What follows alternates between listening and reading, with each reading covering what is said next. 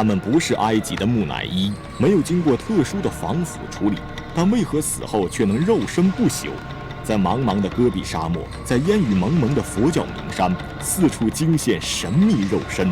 拨开迷雾，追本溯源，借助现代科技，是否能够揭开肉身不朽的真相？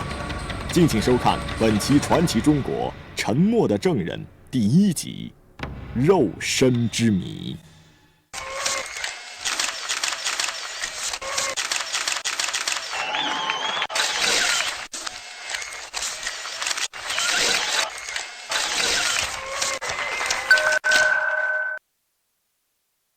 从现在开始看中国，各位好，这里是传奇中国，我是大卫。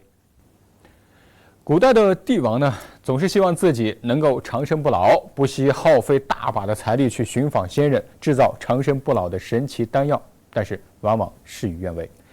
人嘛，终究是不能违反自然规律的。生前你即便拥有再多的财富和权利，你死了以后也只能是化作尘土，只剩枯骨一副。但是在这个世界上，总会有奇迹发生。那么接下来节目里面呢，我们将会看到真正的人间奇闻。1985年，新疆塔克拉玛干发现了千年干尸。1972年，湖南长沙发现星锥不朽肉身。2002年，江苏连云港再现林慧萍尸身。那么究竟发生了什么，让这些千年之前的人到今天仍然肉身不朽？这其中究竟隐藏着怎么样的秘密呢？首先呢，让咱们一起走进塔克拉玛干沙漠。考古学家正在考察一座神秘的古墓，突然，古墓当中的一切让他们是目瞪口呆啊！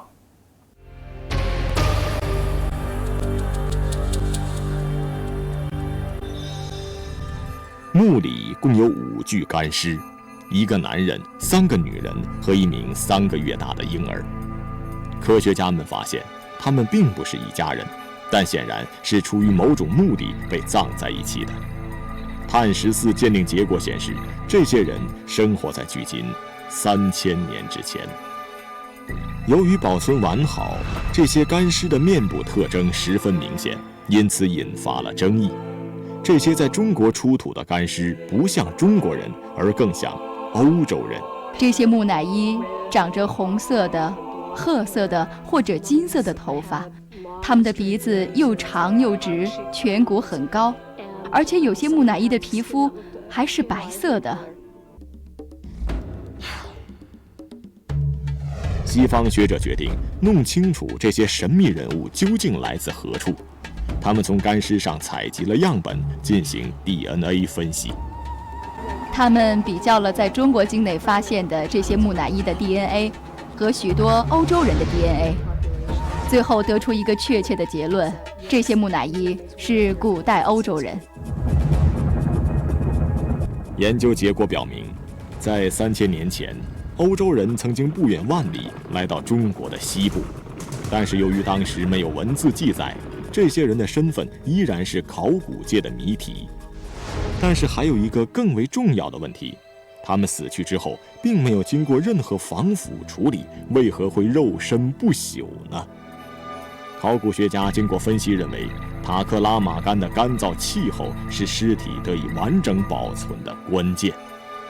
沙漠里的气候非常干燥，而且古墓里面含有盐分，盐和干燥对于保存尸体是非常重要的，所以这些尸体完全脱水了，一点也没有腐烂。从上个世纪的20年代开始，随着新疆考古热的兴起，发现新疆干尸的报道呢也是层出不穷。那目前的科学家普遍认为，新疆干尸形成的是大自然的杰作，是新疆干燥高温的独特自然条件让尸体变成了干尸，得以保存几千年之久，这几乎已经成为了新疆干尸成因的定论。可是，在烟雨蒙蒙的中国南方佛教名山九华山上啊，这个大自然好像和咱们人类开了一个玩笑，这里竟然也出现了让人惊叹的不朽肉身。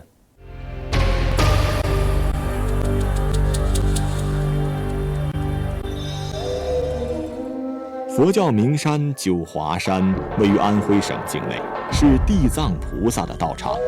这里山间古刹林立，树木参天，庙内香烟缭绕，灵秀幽静，素有莲花佛国的美誉。自唐代开始，九华山就成为佛教信徒心目中的灵山圣地。在九华山的后山，有一位充满传奇故事的和尚，他就是大兴和尚。就在大兴和尚91岁那年，他不慎摔了一跤，从此卧床不起。不久之后，就在九华山后山圆寂。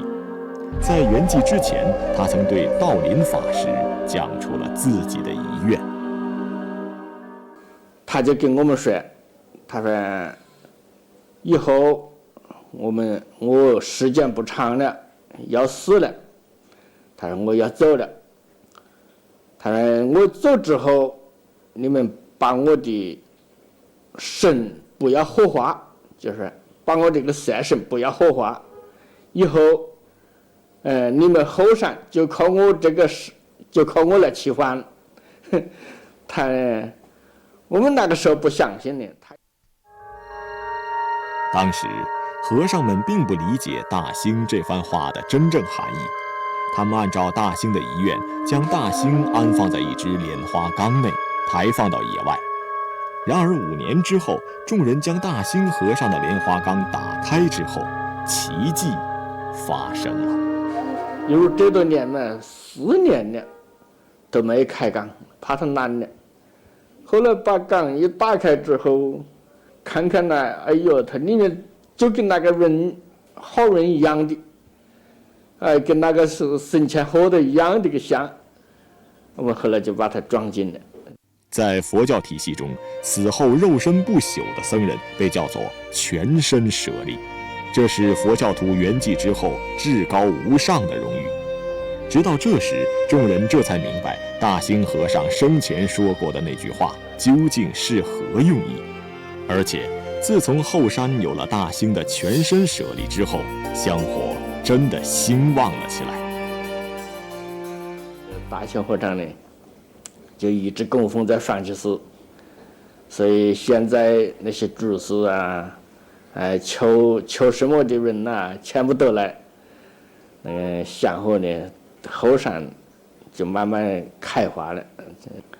有了大兴和尚那个菩萨呢，我们后来就慢慢兴旺了。其实呢，九华山它并不仅仅只有大兴和尚的全身舍利。咱们翻开九华山的历史，从唐代到今天，九华山历史上一共出现了10多个全身舍利。那为什么这些和尚能够最终肉身不腐呢？难道说跟当地的自然气候有关系？九华山属于亚热带季风气候区域，多雨多雾潮湿，这里的年平均降水量达到了2134.2毫米，是塔克拉玛干沙漠降水量的200多倍。在这样一个湿润多雨的环境里，保存肉身不腐的可能性微乎其微。那么还可能会有其他的因素吗？有人认为，九华山肉身不腐的秘密在于独特的下葬方式。这肯定与葬所有关系。佛教的葬所跟民间不一样，它一个是走缸式的，而民间是用棺木水式的，使用的材料也不一样。僧人一般用石灰、木炭，木炭有洗草、发霉作用，石灰有消毒杀菌作用，这对肉身的形成是至关重要的。而民间只是用石灰。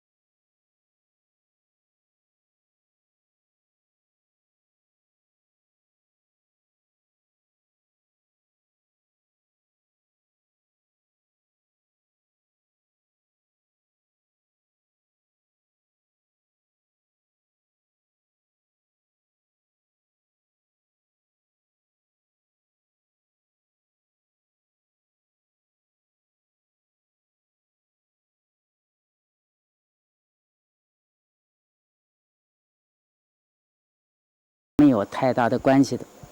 入生是既定会生锈的结果。九华山要按照生熟处理后世的生种，但不一定都成功。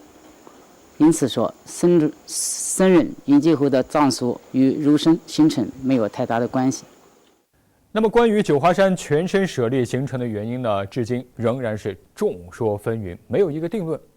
在这些九华山这些全身舍利当中呢，他们中有德高望重的佛学大师，也有默默无闻、普普通通的出家人。那么可以说，全身舍利的形成啊，它自有它千奇百怪的原因。那我们相信，随着科学技术的不断进步，终有一天，这个谜底会大白于天下。接下来，我们将走入湖南的长沙，在这里，考古工作者打开了一座汉代墓葬。当重重棺椁被打开，在绫罗锦缎之下，一具历经2000年的不朽女尸将会给我们带来前所未有的震撼。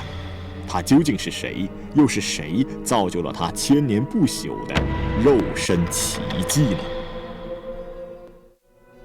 他们不是埃及的木乃伊，没有经过特殊的防腐处理，但为何死后却能肉身不朽？在茫茫的戈壁沙漠，在烟雨蒙蒙的佛教名山，四处惊现神秘肉身。拨开迷雾，追本溯源，借助现代科技，是否能够揭开肉身不朽的真相？敬请收看本期《传奇中国：沉默的证人》第1集《肉身之谜》。人生自有境界不同，华灯初上，喧嚣渐隐，意兴阑珊。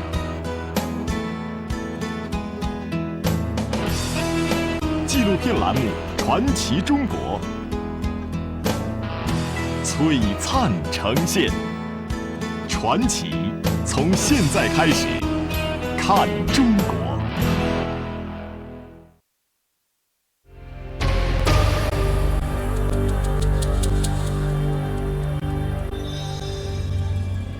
在挖掘墓葬的过程中，考古人员发现这座墓葬有2个鲜明的特点。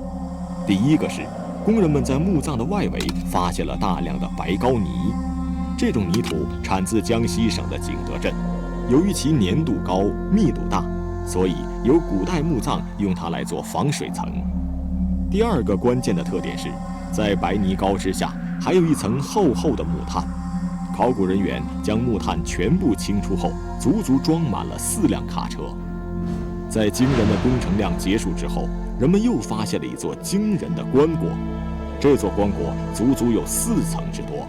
人们不禁会问，究竟有怎样成就的人才能配得上这样奢侈的葬礼呢？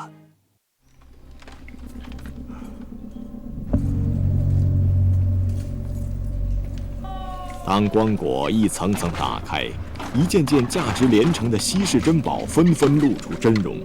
所有的人都期待着棺椁中可能躺着中国考古界的新奇迹，但也有人为此惴惴不安。希望越大，失望也会越大。现场的每个人都不再言笑，复杂的气氛将空气凝结。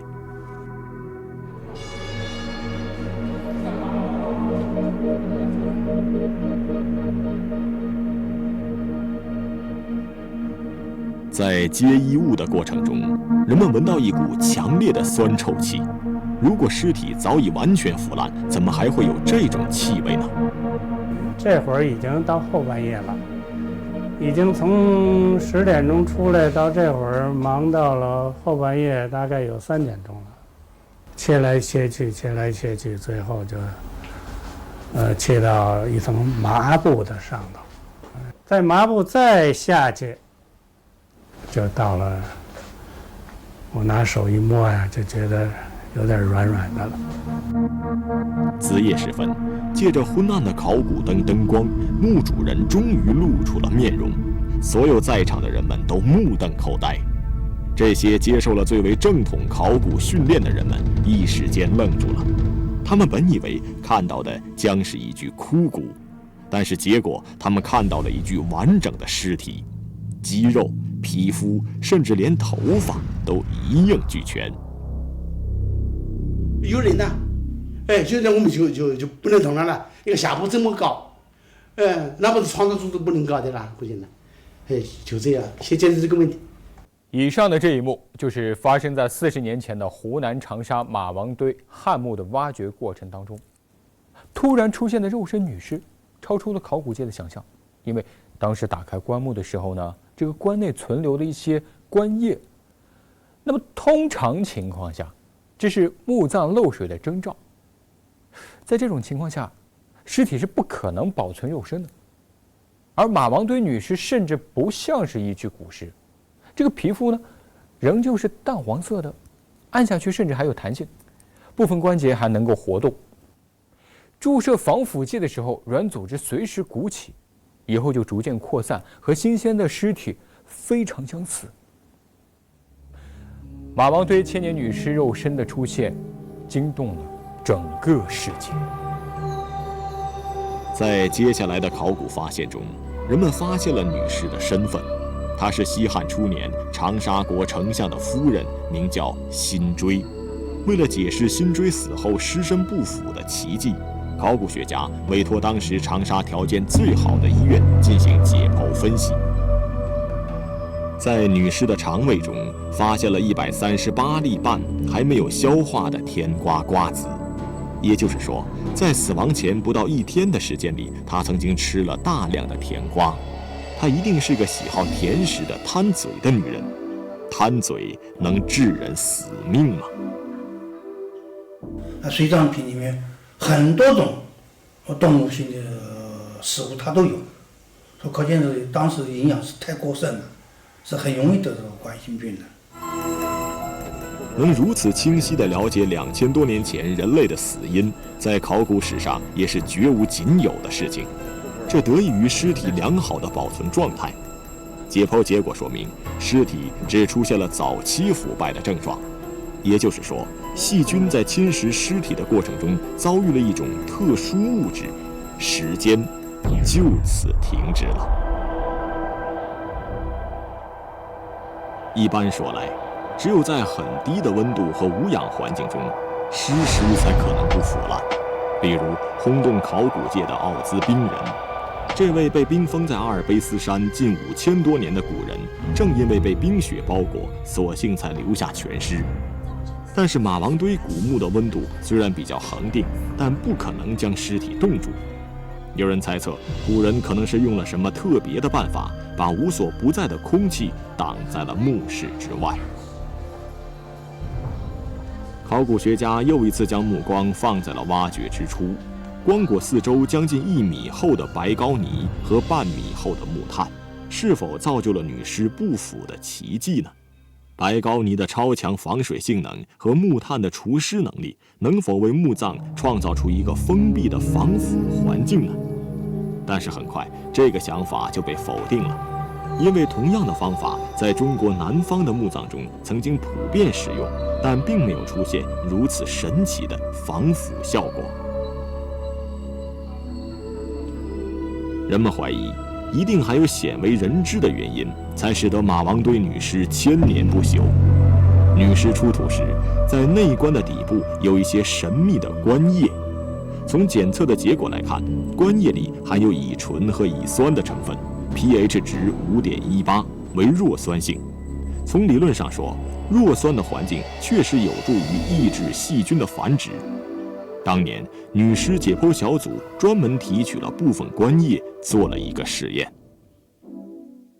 结果是没有任何效力，没有任何效果，等于0。在我们的视野来讲，这个棺液是没有防腐作用的。但是有人提出，棺液当时并没有保存好，已经不是原始棺液，实验不能说明问题。因为包裹女尸的衣物也浸泡在棺液中，这些衣物有丝绸，也有麻布，它们的保存就发生了不能解释的现象。你比如说，这个丝绸啊是蛋白质，是有机的东西，它不怕酸。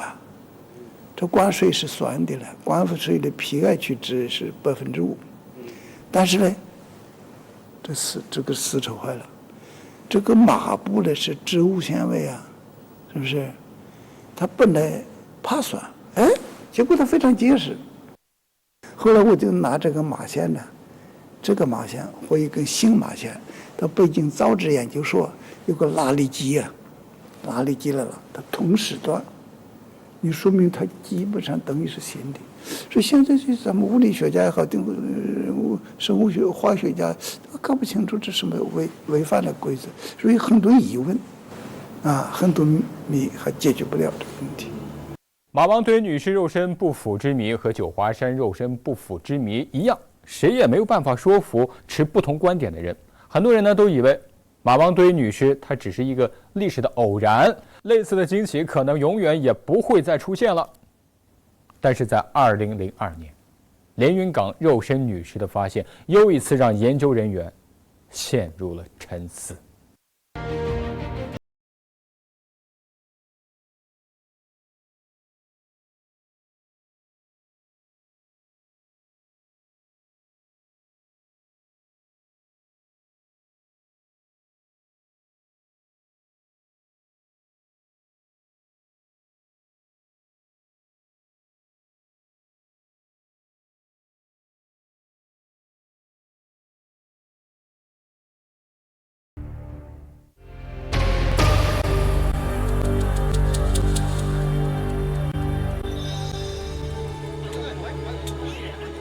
2002年7月，距离长沙1000多公里远的江苏省连云港市，在一个建筑工地上，人们无意间发现了一个深约5米的大土坑。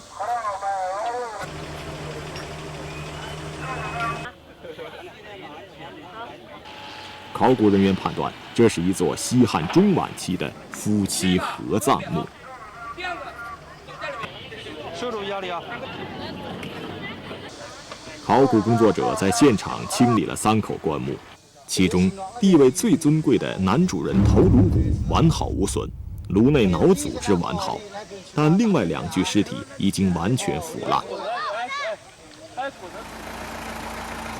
天色已晚，还剩下1具棺材没有来得及在现场打开，只好运回连云港市博物馆。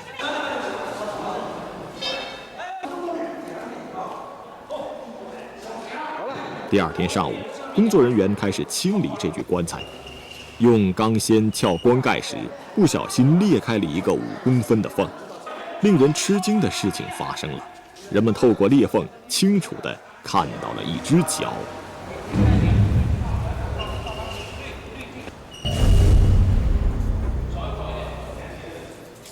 出现异常情况之后，开棺工作只能暂时停止。在采取了一系列保护措施后，下午3点钟左右，考古人员重新进行开棺工作。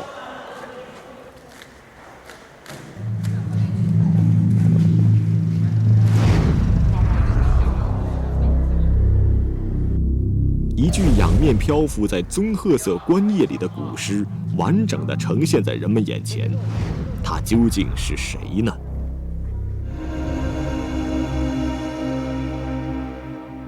出土文物确认了连云港女尸的身份，她的丈夫可能是一位地位较高的地方官员，而她本人则是被皇帝特封为侯的女贵族，名字叫林慧萍。复原后的图像表明，林慧萍是一位面容秀丽的女子。根据推测，她生前身高1.65米左右，是当时的中国女子中算得上身材高挑，是一位真正的美女。但是奇怪的是，这样一位美丽而尊贵的女侯爵，在死后却没有留下太多的陪葬品，她的家庭似乎并不十分富有。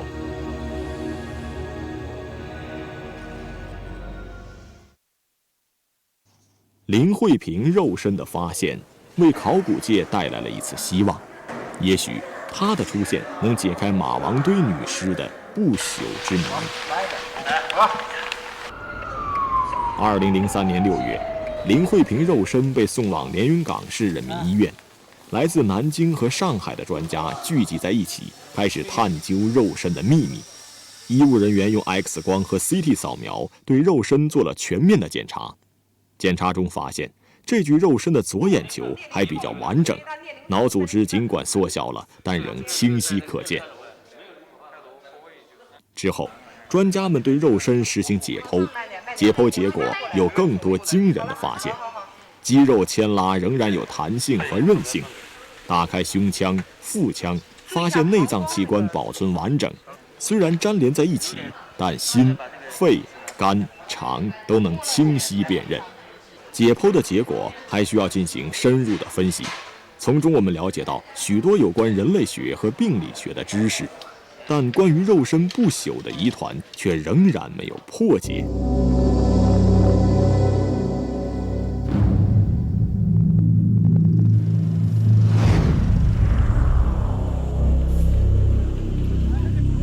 和辛追的墓葬条件相比，林惠平的墓葬要简陋得多。不仅封土比较少，而且也没有大量的木炭和白膏泥。更令人迷惑不解的是，同一个墓葬中，同样的环境和密闭条件，为什么其他3口棺内只剩下了零星的骨头，单单这具肉身如此幸运呢？肉身出现时的棺液引起了人们的注意，这让人联想到当年马王堆女尸的棺液。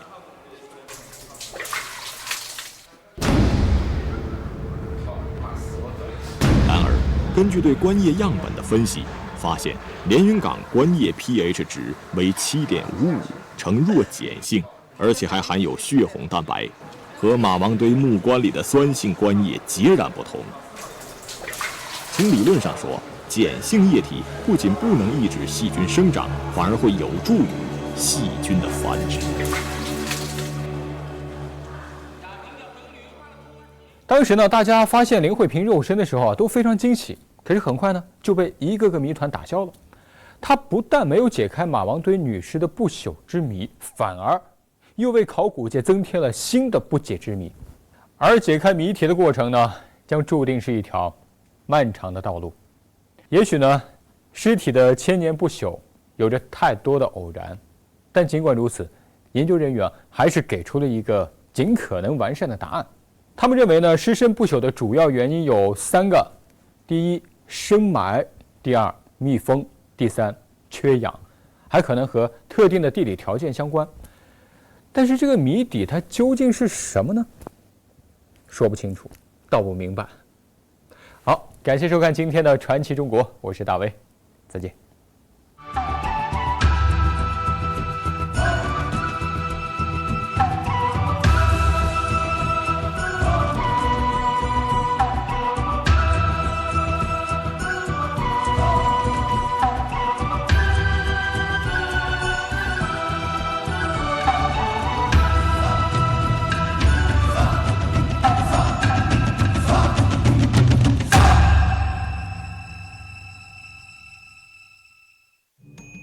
古代的墓葬到底埋藏了怎样的真相？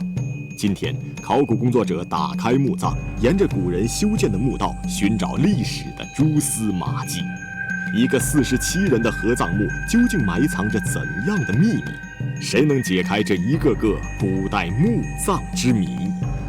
敬请收看下期《传奇中国：沉默的证人》下集《古墓真相》。